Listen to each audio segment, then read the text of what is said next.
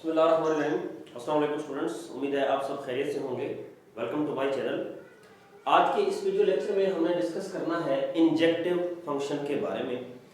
Previous lecture में हम discuss कर चुके थे। सबसे पहले हमने फंक्शन को डिस्कस किया, फंक्शन से पहले हमने बाइनरी रिलेशन को डिस्कस किया। प्लेलिस्ट में हर चीज़ मौजूद है, आप लोग देख सकते हैं। बाइनरी रिलेशन के बाद हमने फंक्शन की डेफिनेशन को डिस्कस किया और फंक्शन की डेफिनेशन, फंक्शन का बेसिक कॉन्सेप्ट्स, हर चीज़ प्लेलिस्ट में मौजूद है। वो हमने डिस्कस करने के बाद हम फंक्शन की टाइप्स को स्टार्ट कर चुके हैं। हमने सबसे पहले इनटू फंक्शन पे वीडियो लेक्चर बनाया, आप लोग वो भी देख सकते हैं। और उसके बाद हमने फंक्शन रिकॉर्ड किया 1 to 1। ये दो फंक्शन हम पहले डिस्कस कर चुके हैं। अब इन दो फंक्शंस को अगर जोड़ा जाए तो हमारे पास एक तीसरा फंक्शन बनता है, दैट इज इंजेक्टिव फंक्शन। अब आइए स्टूडेंट्स जरा देखते हैं कि इंजेक्टिव फंक्शन क्या है, उसकी स्टेटमेंट क्या है, क्या उसकी कंडीशंस हैं, और उसकी एक एग्जांपल लेते हैं और कोशिश करते हैं कि आप अच्छे से सिखा पाए। जरा देखिएगा स्टूडेंट्स, कह रहे हैं कि if f a function f, सबसे पहले तो फंक्शन होना चाहिए। एक function f from a into b, एक फंक्शन हो हमारे पास जो क्या हो, a इनटू b हो। वो फंक्शन तो हो पहले, सबसे पहले वो फंक्शन हो, फंक्शन होने के बाद वो इनटू फंक्शन भी हो। क्या हो? इनटू फंक्शन हो। इनटू फंक्शन अगर वो है तो such that no second element of any two order pair of f are equal. Second element कौन होते हैं ऑर्डर पेयर के? रेंज होती है सेकंड एलिमेंट। ठीक हो गया। दूसरे लफ्जों में हम यूं भी कह सकते हैं कि सेकंड एलिमेंट्स यानी रेंज रिपीट नहीं होनी चाहिए। अगर रेंज रिपीट ना हो तो फंक्शन 1 to 1 होगा, और अगर रेंज सबसेट हो सेट B का तो वो इनटू फंक्शन होगा। अगर ये दोनों कंडीशन ये वाली होल्ड करती है, इनटू भी बनता है फंक्शन और 1 1 भी बनता है, तो फंक्शन क्या बन जाएगा? इंजेक्टिव फंक्शन बन जाएगा। स्टूडेंट जरा आइए एक एग्जांपल लेते हैं और आपको अच्छे से समझाने की कोशिश करते हैं।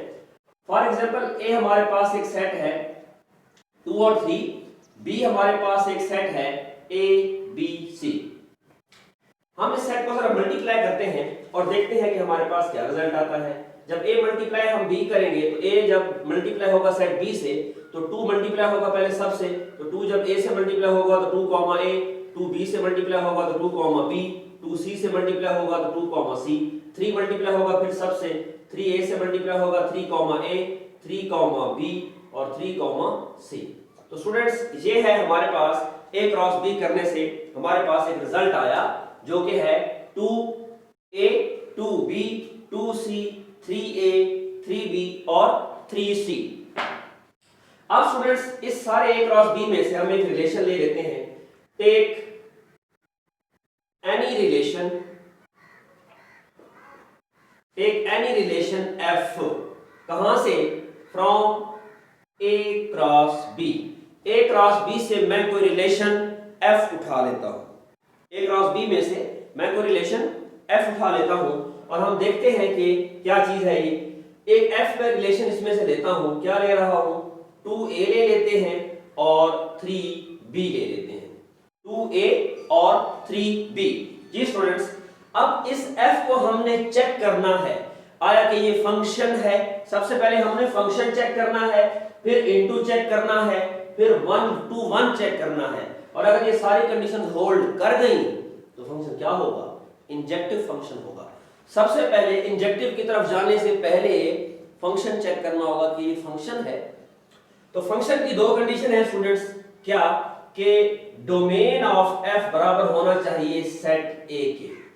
क्या इसकी डोमेन में कौन खड़ा है? 2 और 3। First element are called domain in an order pair, first element are called domain. तो 2 और 3 तो सेट A बना रहे हैं। फंक्शन की पहली कंडीशन होल्ड हो गई। दूसरी कंडीशन स्टूडेंट्स क्या है? No repetition in domain, no repetition in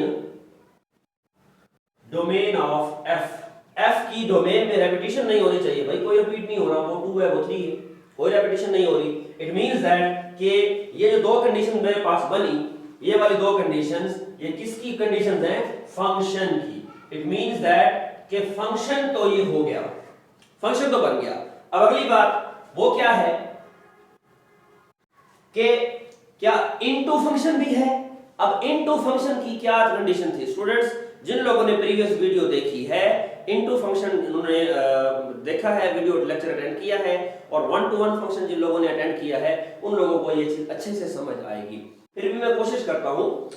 into function की कंडीशन ये थी कि रेंज, किसकी रेंज? इस f की रेंज ऑफ f सबसेट होनी चाहिए सेट b का, सबसेट होनी चाहिए सेट b का, but not equal to set b, but बराबर ना हो सेट b के।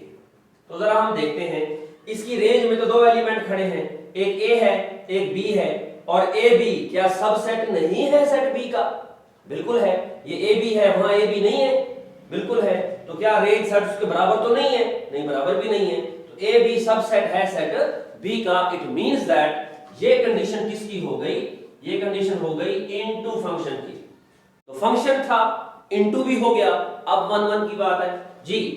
1 1 फंक्शन क्या कहता है कि सेकंड एलिमेंट रिपीट ना हो, रिपीट ना हो। ठीक हो गया स्टूडेंट्स? अब हम देखते हैं कि ये a है वो b है, नहीं जी कोई रिपीट नहीं हो रहा। हम क्या लिखेंगे? No repetition,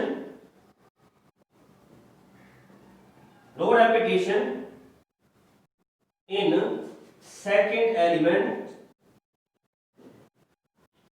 of f, of order pair of f कर लिया, of order pair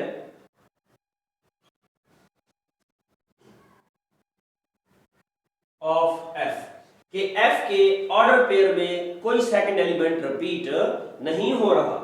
अब स्टूडेंट्स ये सारी बात को देखें, चार कंडीशंस होल्ड हो गई। जब चार कंडीशंस होल्ड हो गई तो hence f is an injective function, f is an injective function from, मैं यहां पे लिख देता हूं, hence f is an injective function from a to b, hence f is an injective function from a to b, from A to B. जी students, तो students उम्मीद है कि आप लोगों को क्लियरली इस लेक्चर की समझ आई होगी। अगर कोई प्रॉब्लम है या किसी चीज़ का मसला है, आपको क्लियरली समझ नहीं आ रहा, तो आप कमेंट कर सकते हैं। ठीक हो गया? आप व्हाट्सएप कर सकते हैं 0347173236 पे, और अगर आपने कॉल करनी है तो you can call on 03346826826590। Students उम्मीद है कि ये सारी चीज़ें आपको क्लियरली समझ आ गई होंगी। जल्द ही एक नई फंक्शन की टाइप लेके आपके सामने हाजिर होंगे। तब तक के लिए इजाज़त, दुआ में याद रखिएगा।